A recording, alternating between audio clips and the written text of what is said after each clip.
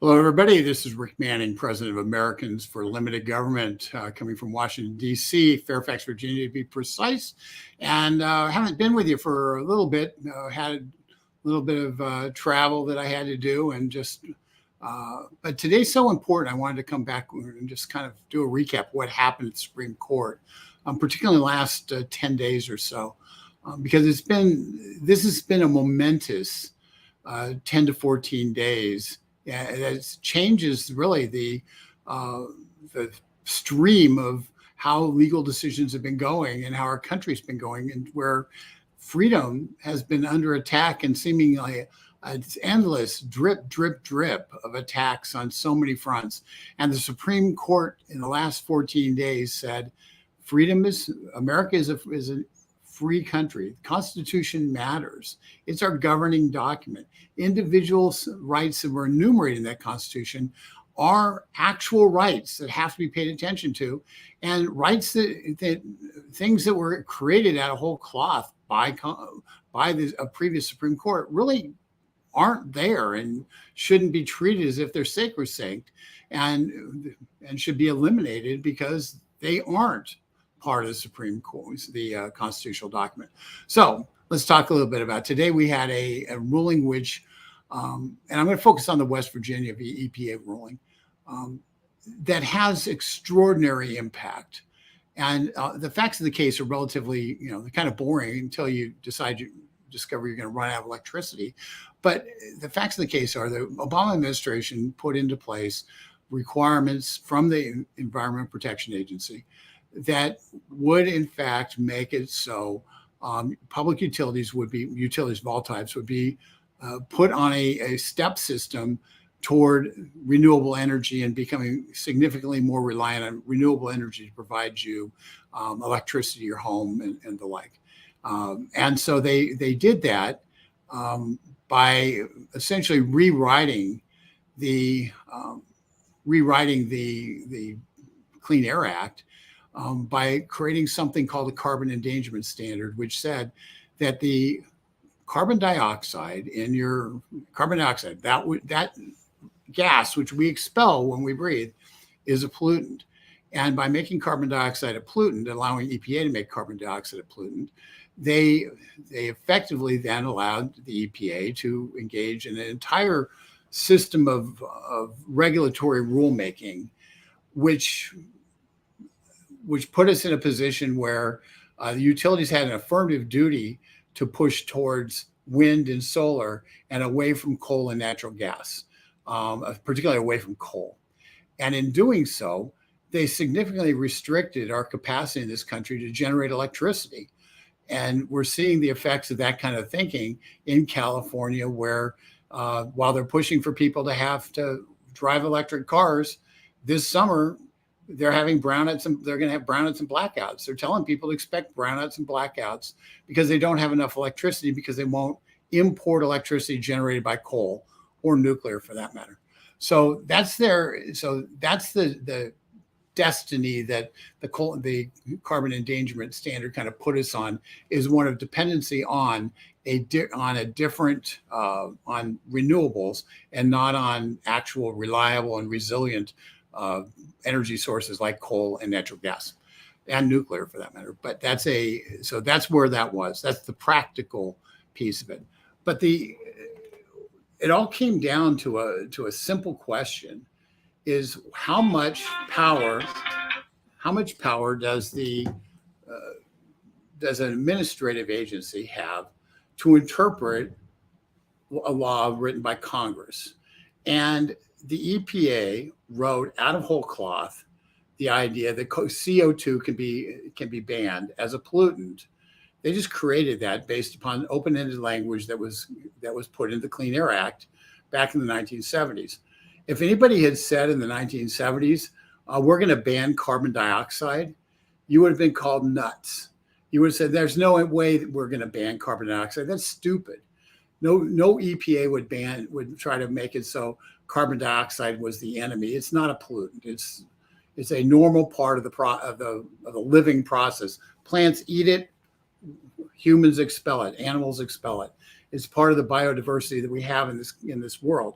But the EPA said, hey, this is something we want to do. And so they went ahead and did that. And the Supreme Court allowed it through Massachusetts v. EPA case that was in 2007. The reason this matters, and it's the reason we're focusing on this as being important, is the big danger of the administrative state is the fact that it takes laws written by Congress and it dramatically expands the impact of those laws. And they, through the regulatory authority and over time, they build a regulation upon a regulation upon a regulation. And we end up with monstrosities that weren't voted on by anybody elected by the people in Congress, but are merely constructs of civil servants and in the bureaucracy who are always increasing their own power. If only we could do this. Well, let's write a regulation to make that happen. And so what the Supreme Court did is they said, no, EPA, you cannot just create a standard that's wildly different than what the writers of the Clean Air Act said you could do. And we're not going to allow that to occur. You're not going to do that. That's beyond your scope. That's beyond the power you're supposed to have. And this has an amazing impact because it returns the power of legislating back to Congress. So, David, if you put the Article 1 restored on banner on there, so what we have is Article 1, the Article 1 branch, Congress, which will often does defer on technical issues to the administrative state, as probably they should in some cases. This is really restoring power back to Congress to say, if you want carbon dioxide to be banned, to be included in the Clean Air Act, then explicitly say so. Clean up the language, write language which allows this kind of activity to occur that the EPA attempted to do. If not, then we have to go by what the law says, and the law clearly does not anticipate this broad-ranging kind of exercise of power by the administrative state. So West Virginia, this case is not just about electricity. It's not just about utilities. It's about the entirety of the administrative state getting slapped down in a big way in terms of their ever expanding power. And that is enormous. That is enormous. And so while people are going to want to focus on carbon and all that stuff and CO2 and, oh my God, we're all going to die because the, oceans are going to rise by 1/4 of an inch in the next 100 years, all that junk. While people are going to be focused on that, from our perspective, this matters most because it provides a means to sue federal agencies who are overstepping their bounds. And I'll talk a little bit about that a little bit later. I'm going to put up a release we just did. And that is, it's titled Supreme Court Restores Article 1. You can read it. Here's this Supreme Court term, the 2021 Supreme Court term, particularly the June term, is perhaps the most significant Supreme Court term in my lifetime. And it's significant not just because of the one or two things, but because it was an overall assault on big government. It was an overall statement that individual liberties matter. Overall statement that the federal government has limited powers.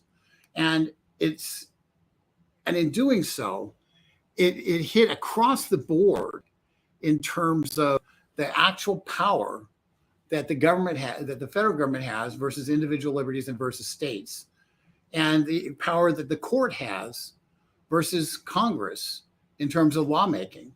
And so we talked a little bit about the lawmaking power in terms of the West Virginia case, but we'll come back to some of those examples later. But let's just go through the kind of 4 cases, and we've done West Virginia a little bit.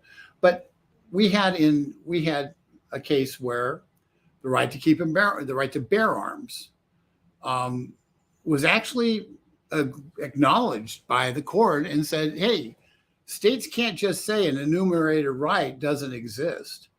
And it does, and it's not a second-class right. It's every bit as much of an individual right as anything else.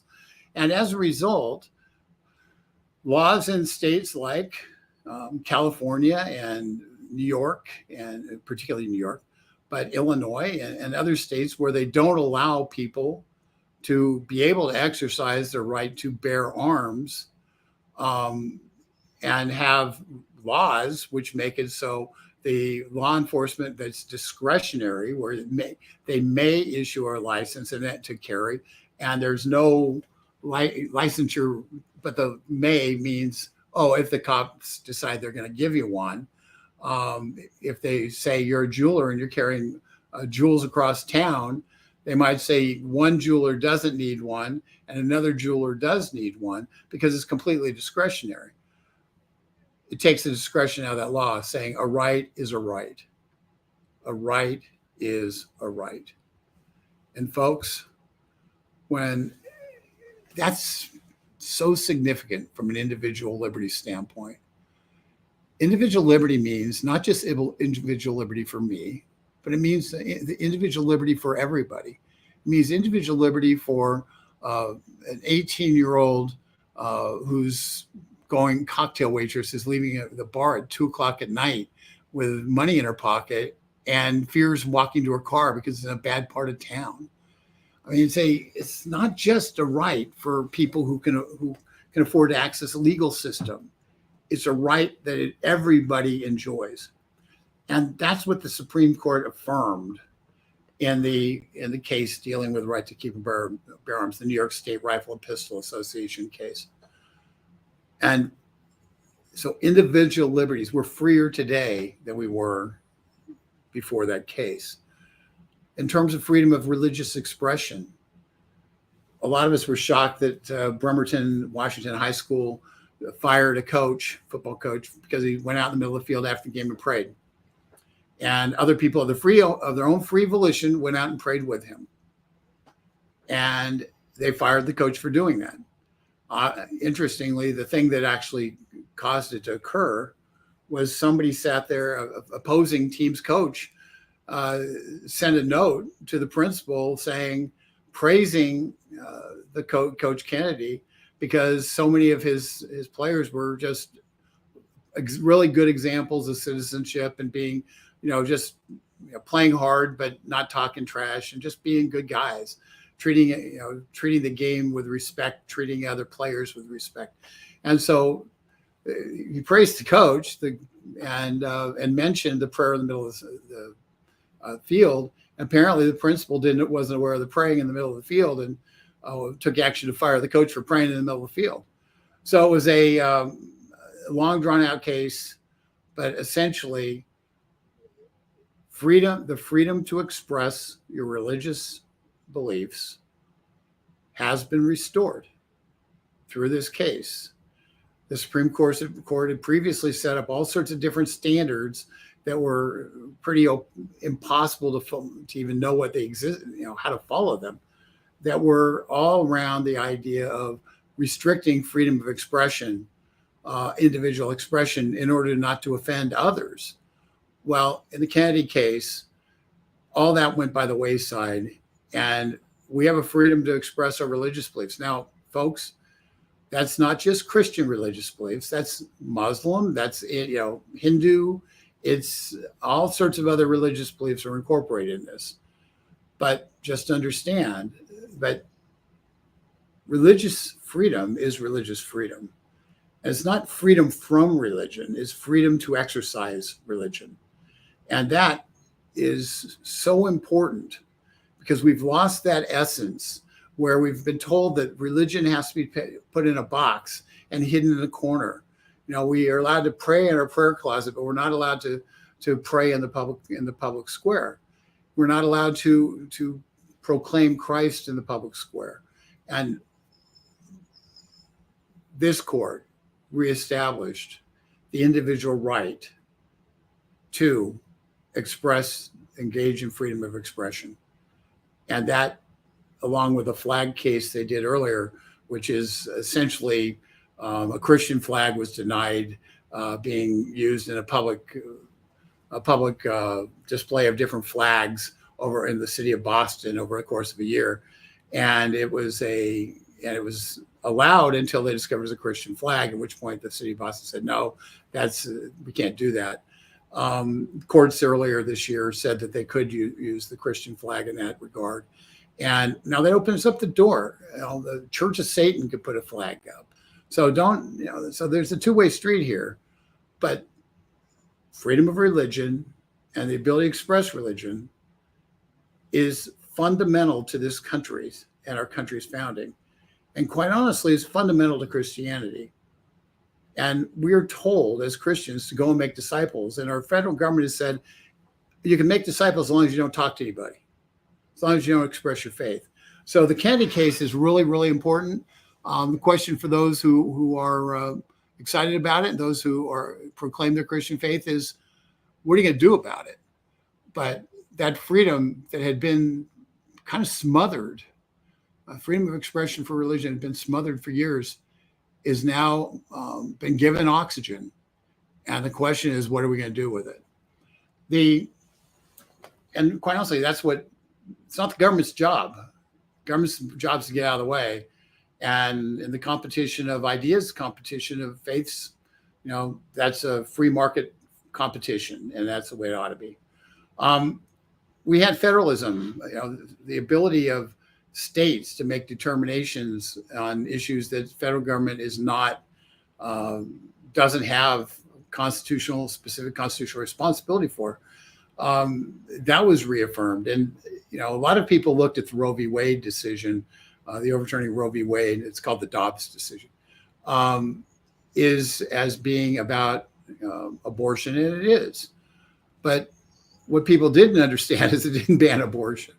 What it did was it returned the decision-making power to elected officials at the state level government to make the decision as to whether or not they wanted to have abortion in their states, and if they did, whether or not what restrictions they wanted to have on abortion, rather than having the Supreme Court create a universal right that then that was inviolable. And so that was the real question. And so now lawmakers across the country are going to have the opportunity and the responsibility to determine whether or not what they want to do about abortion.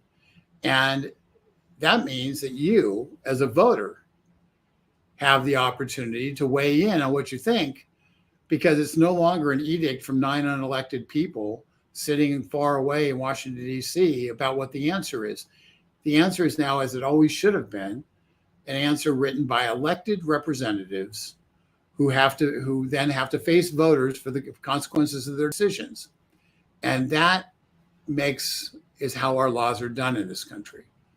The left is fond of talking about democracy dying and all that stuff. Roe opens up democracy. It recognizes that people's votes matter, not oligarchs from Washington, D.C. And that a return of power to the elected officials matters. It is what matters most, because if our electoral system works at all, it's because you go to the polls, and win or lose, we fight like crazy over ideas, and the people we elect then go, presumably state capitals, the federal and the U.S. D.C., and they implement whatever they campaign on. And if they don't, we vote them out. Okay, pretty simple concept. What the court's been doing with so many of these decisions is they've taken away the things that Congress can do, things that the state legislatures can do, things that governors can do. And by restricting those things that they can do outside of the narrow constitutional parameters that exist, broad parameters in terms of individual liberties, but narrow federal government parameters, because our federal government was meant to be limited, not expansive. By the courts allowing expansive government and bureaucrats to run things and take away powers of the elected officials, and sometimes elected officials give away those powers, what's effectively happened is Congress matters less and less. We spend billions of dollars fighting over who gets to be in control, but Congress matters less and less because they can decide on a narrower and narrow group of decisions. And for this country to grow and be vibrant in its third century of existence, in the second half of its third century of existence, Congress has to become a more vital part of our overall decision-making process. The courts don't deal this decision. The Roe decision is an example of saying we're taking away a bad decision that didn't have a lot of any constitutional underpinning, and we're returning the power to the people to make these decisions at the state. We're seeing in the West Virginia case that we talked about, what they've done is they've said, no, Congress, if you want this to occur, you've got to vote on it. AOC, who's going to be all over the place crying about this today, if you want carbon endangerment standard to stand, then amend the Clean Air Act and make it and pass the bill.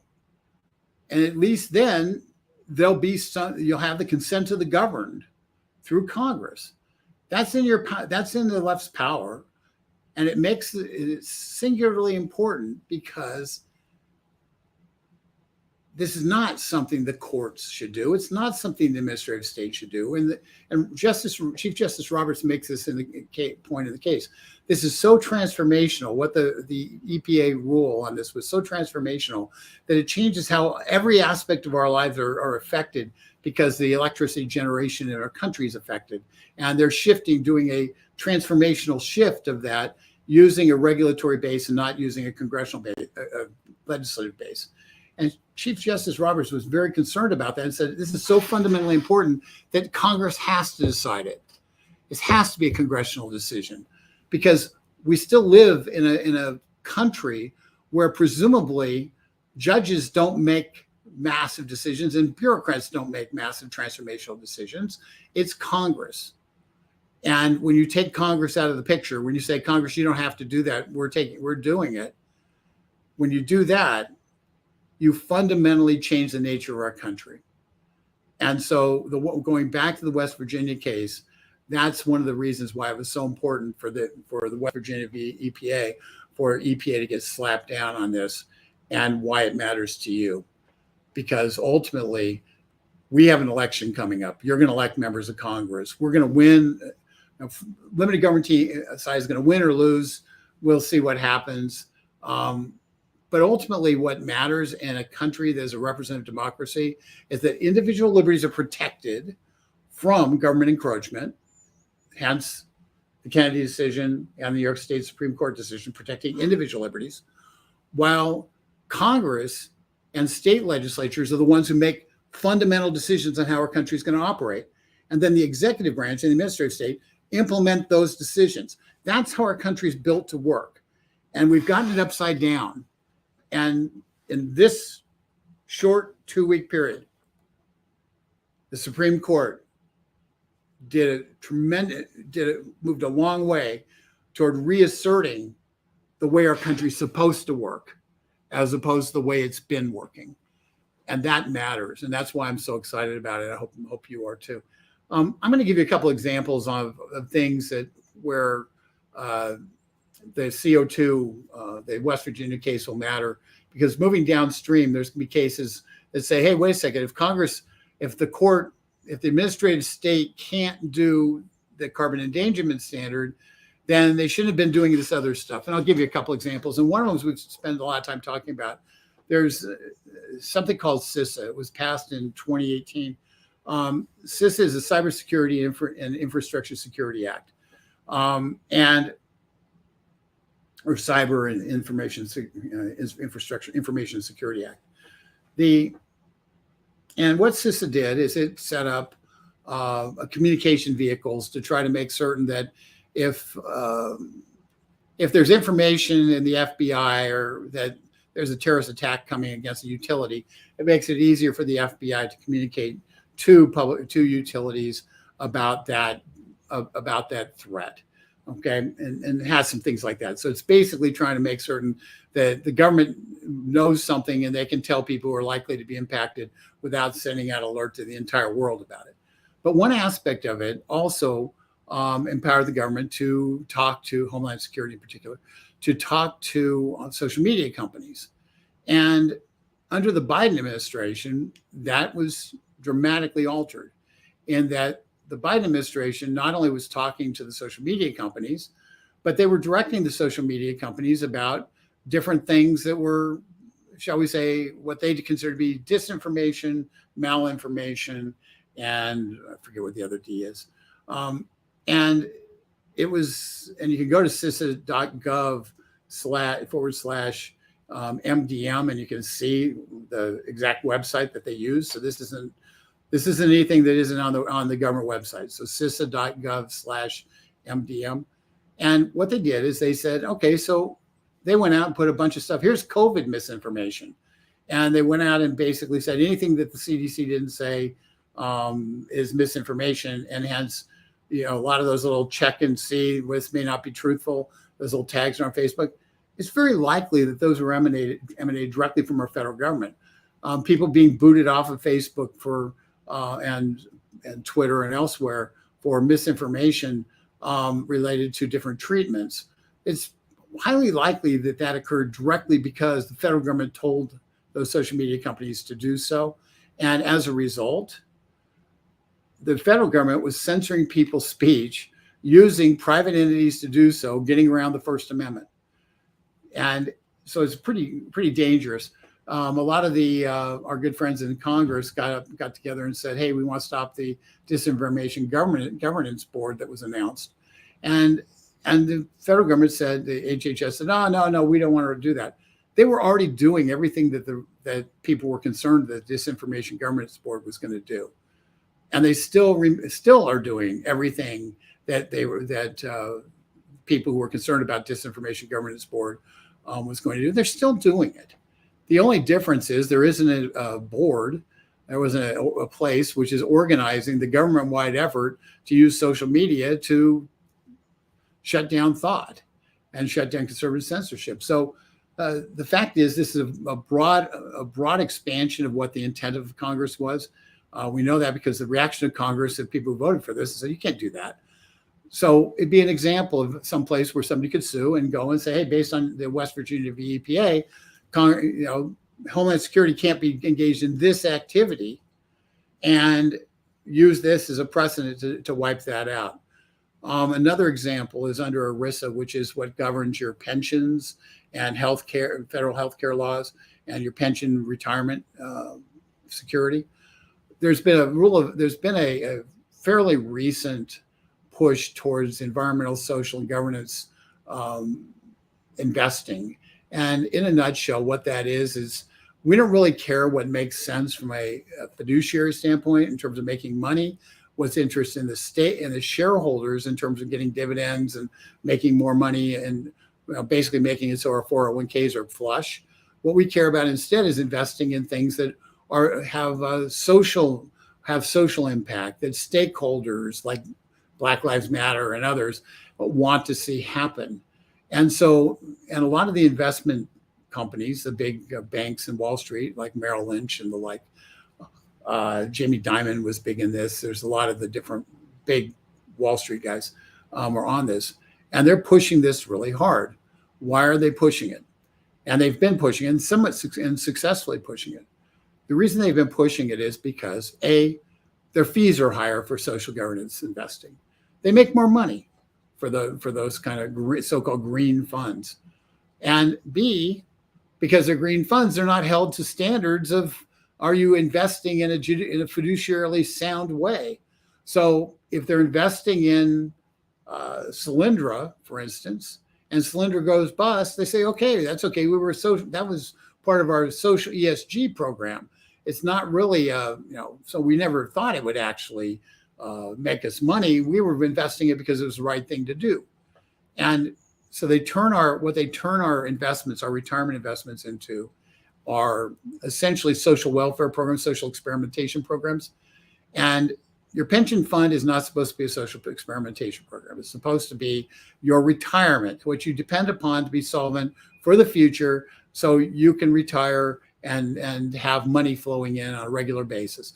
Your 401k is not supposed to be a social venture fund. It's if you want to invest in crazy stuff, go invest, use other money for that. It's always been the way of the world. And ERISA says that they have to, the funds that are invested for retirement, explicitly retirement, have to be invested based upon the financial interests, not any other interests, financial interests. And there's been a big battle for 10 years over this.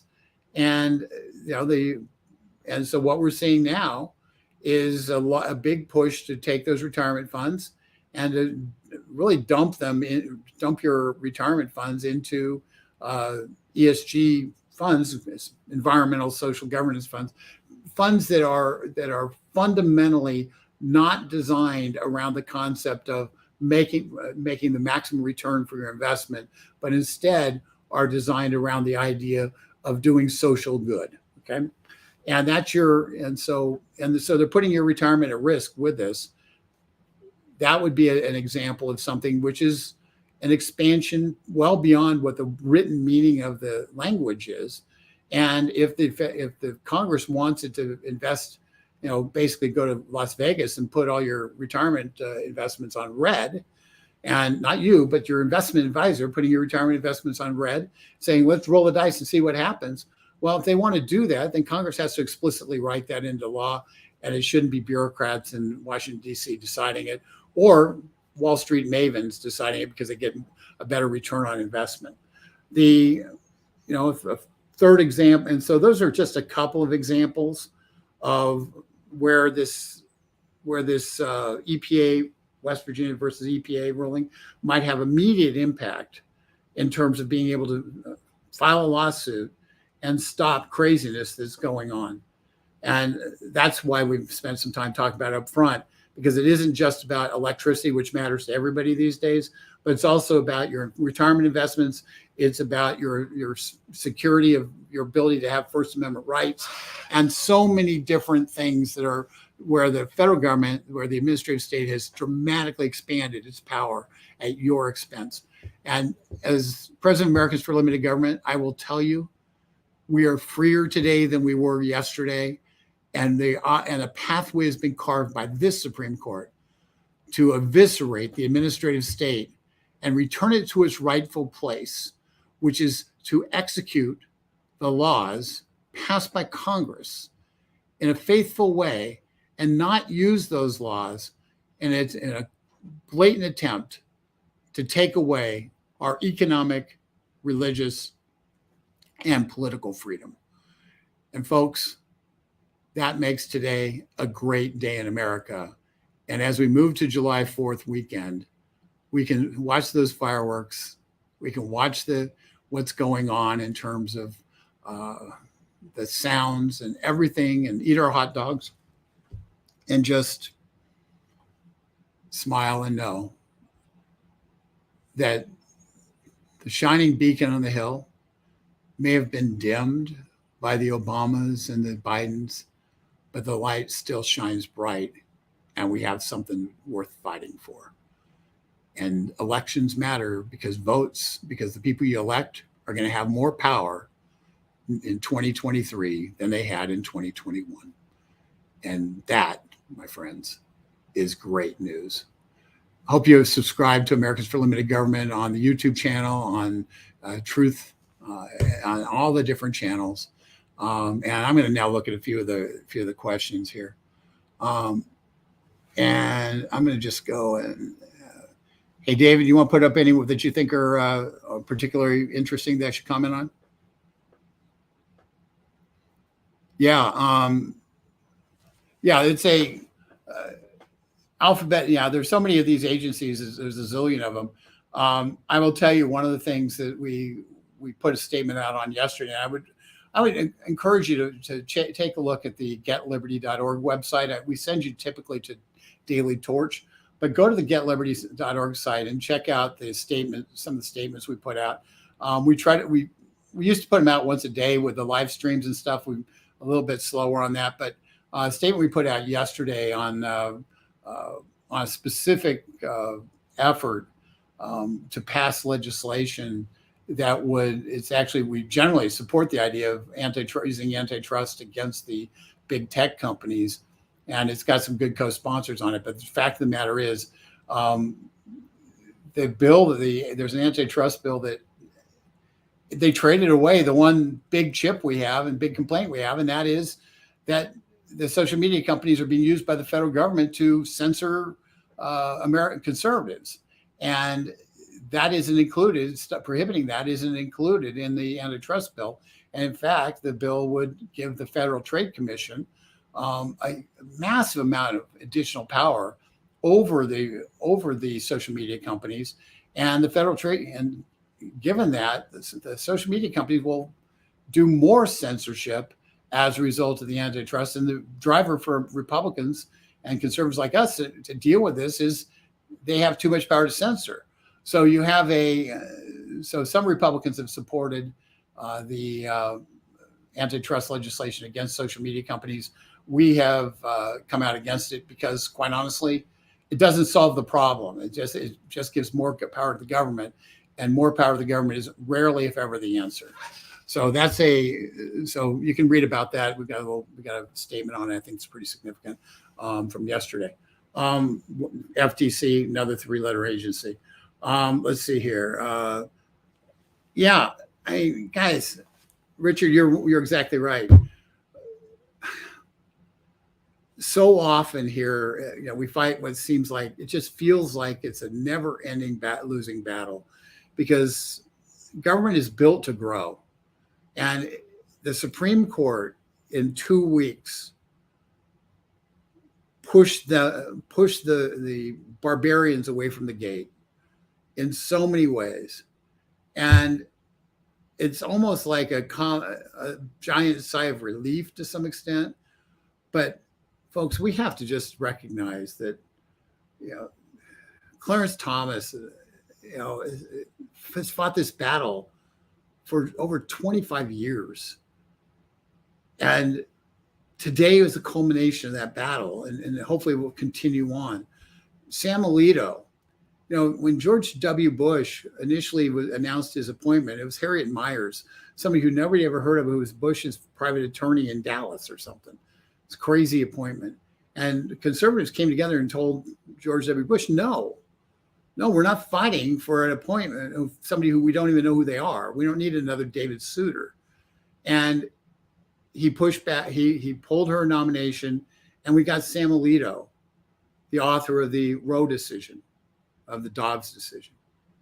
I mean, we have, and then we've got 3 justices appointed by President Trump, but Senator Mitch McConnell, who, gets a lot of grief from me and from others, and rightfully so, deserves a huge amount of credit. We have Amy Coney Barrett, who gets appointed in September of 2020, as confirmed by mid-October of 2020, and is on the court before the election.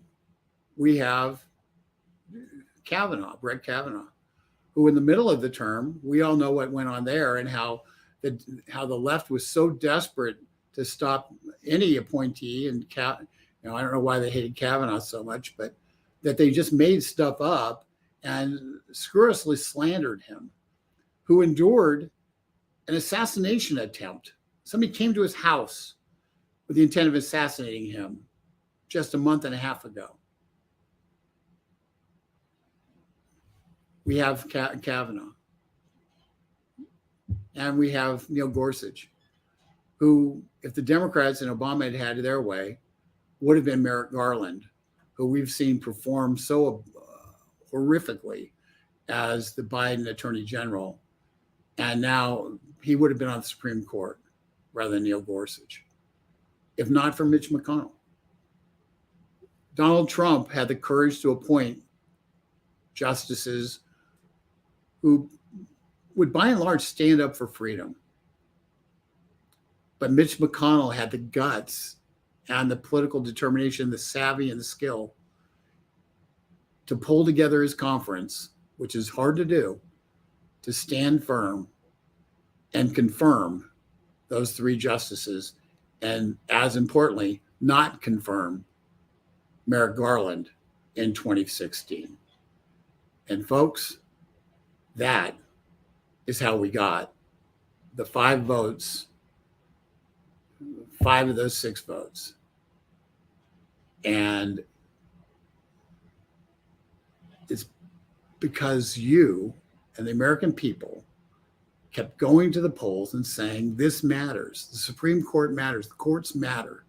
We want jurists who are going to follow the Constitution, not expand upon the Constitution. That's been a critical issue for 20 years. Reagan made it an issue back during the Reagan administration, about the courts, the liberal courts, and how they were writing laws and going beyond what they were supposed to do. It took 40 years post-Reagan to get there. But folks, we got there. Hard work, a lot of frustration, a lot of disappointments.